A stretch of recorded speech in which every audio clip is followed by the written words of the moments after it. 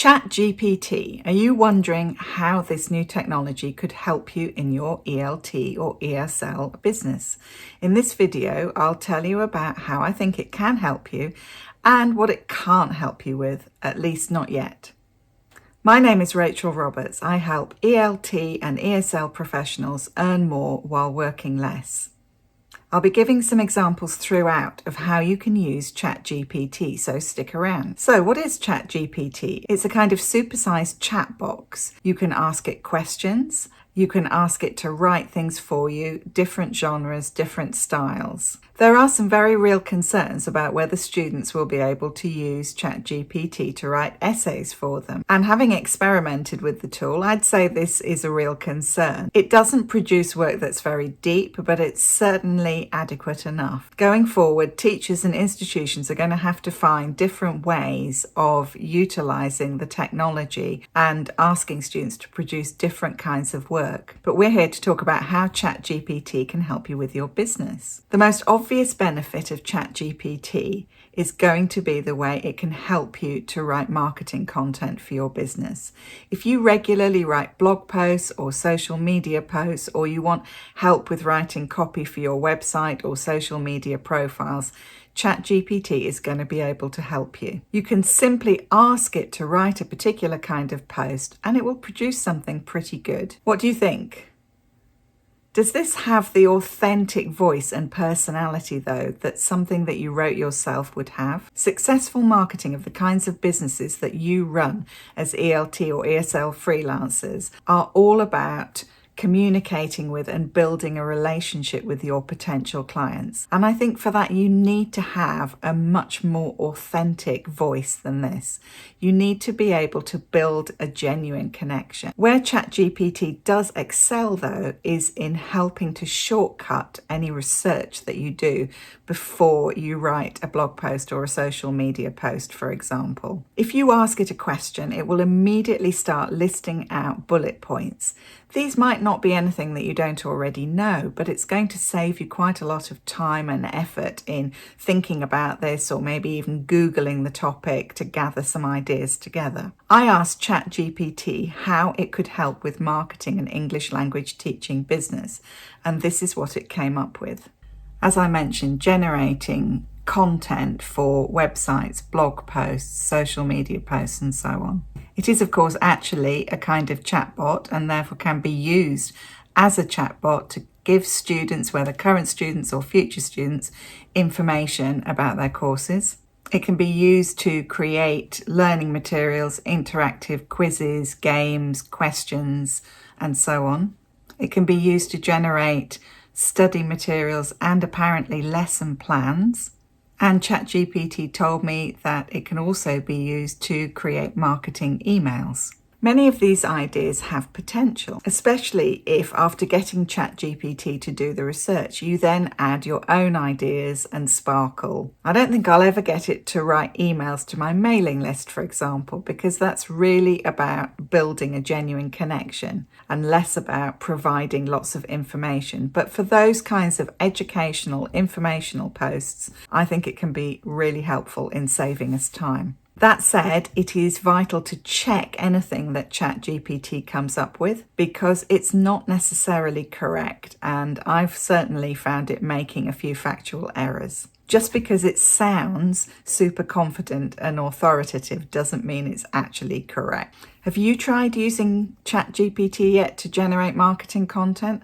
How have you found it? Let me know in the comments. ChatGPT suggests that it could also help with creating language teaching material, generating questions on text, the texts themselves, exercises, and other learning materials. Having tried it, I'm not convinced about this at all, or at least not yet. Now, you may realise that as well as being a business and mindset coach for English language teaching freelance professionals, I've also had a long career as an ELT materials writing professional. You can see some of my books behind me. So you might be thinking, well, she would say that, wouldn't she? Initially, I really did wonder if the game was up for professional English language teaching materials writers. But having experimented with Chat GPT, I don't think so. I asked Chat GPT to do something materials writers often have to do, to write a text in a particular genre at a particular level and using a particular set of vocabulary. Maybe you've tried to do this for your students, even if you're not a professional writer. It's not easy to produce something that reads naturally. I asked ChatGPT to write a text in the style of a newspaper article about a real-world situation at B2 level on the CEFR scale and using a particular set of vocabulary. ChatGPT produced a text incredibly quickly. It did include all of the vocabulary that I specified, but not everything else was in place. It really didn't read like a genuine text to me. I mean, who's John Smith? So I asked ChatGPT to try again and to base it on something that had actually happened. And ChatGPT actually apologized to me, which was slightly creepy. The second attempt was better, but Michael Brown also doesn't actually exist. So this story isn't genuine and Googleable, which is something I would aim for in writing materials for publication. And worst of all, I asked for it to be set at B2 level, but when I ran this text through Text Inspector, which is a fabulous tool, by the way, it came out at more like C2 level. So would not have been appropriate for students at the level I was aiming at. So overall, a big fat fail. Then I asked ChatGPT to create a grammar exercise using modal verbs. This is a very typical kind of grammar exercise where you have to choose between two options. Superficially, this looks okay. But if you look more closely at the examples, there are lots of cases where both of them would be possible. Clearly, there's no actual understanding of grammar here. Now, ChatGPT is pretty new. It isn't designed for language teaching at the moment, and possibly I didn't ask it the right questions. I don't think we should assume that it couldn't get better at this kind of thing and that it couldn't ultimately produce pretty decent text, comprehension questions, and even grammar practice activities. But for now, at least, I wouldn't be using it to create teaching materials. Have you used ChatGPT to create teaching materials? What was your experience? How did you find it?